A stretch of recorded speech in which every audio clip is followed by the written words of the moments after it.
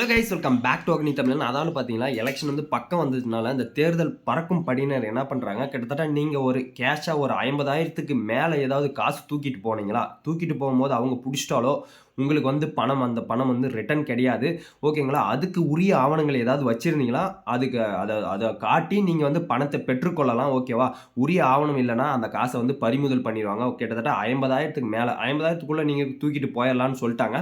அதே மாரி தான் ஓகேங்களா, ஒருத்தர் என்ன பண்ணியிருக்காங்க, ஒரு ஃபேமிலி ஒரு மருத்துவ செலவுக்கோசரம் ஒரு ரூ. 2,00,000 தூக்கிட்டு போயிருக்காங்க. தூக்கிட்டு போனதுனால சரி பார்த்தீங்களா, அவங்கள வந்து புடிச்சுட்டாங்க. அந்த புடிச்சு அந்த பணத்த வந்து பறிமுதல் செஞ்சுட்டாங்க. உங்ககிட்ட உரிய ஆவணங்கள் ஏதாவது இருந்துச்சுன்னா காட்டுங்க. நாங்க வந்து காமிச்சுர்றோம். அதாவது நாங்க வந்து பார்த்துட்டு உங்களுக்கு அந்த பணத்த வந்து குடுத்துர்றோம்னு சொல்லிப்புட்டு, அதாவது பேங்க்லேருந்து எடுத்திருப்பாங்களாட்டுருக்கு. பேங்க் ஸ்டேட்மெண்ட்லாம் காட்டியிருக்காங்க. சரி, உரிய ஆவணம் இருக்கு தானே, நீங்க ஜெராக்ஸ் போட்டு குடுத்துருங்க. உங்களுடைய பணத்த நாங்க குடுத்துர்றோம்னு சொல்லிப்புட்டு குடுத்துட்டாங்க. கிட்டத்தட்ட ஒரு வீடியோ, இந்த வீடியோ பார்த்தோன்னா, அடுத்தது இன்னொரு வீடியோ பார்த்தீங்களா, கிட்டத்தட்ட வண்டி சீட் கவர், பெட்ரோல் டேங்க்கு, அதில கிட்டத்தட்ட 50,00,000 ஒளிய வச்சு தூக்கிட்டு போயின்னுருக்காங்க.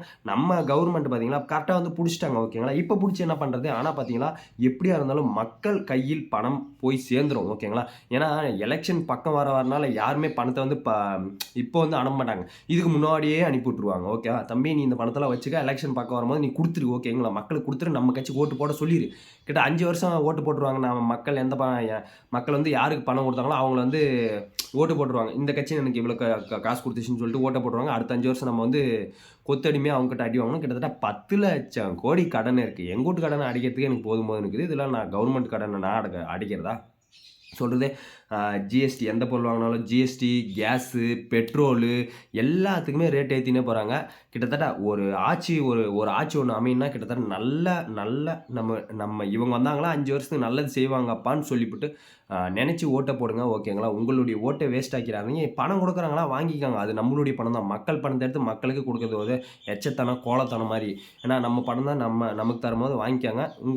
உங்க மனசுக்கு யாரு நல்லவங்க, இவங்க போட்டா தமிழ்நாடு வந்து ஒரு கொஞ்சம் டெவலப்மெண்ட்டா இருக்கும். ஏன்னா உங்களுக்கே தெரியும், பெண்களுக்கு எவ்வளோ பாதுகாப்பு இல்ல, ஆண்களுக்கு இல்ல, நாய்க்கு கூட இல்ல. தயவுசெய்து பார்த்து உங்களுடைய ஓட்ட வந்து செலவழிங்க. ஓகே மக்களே.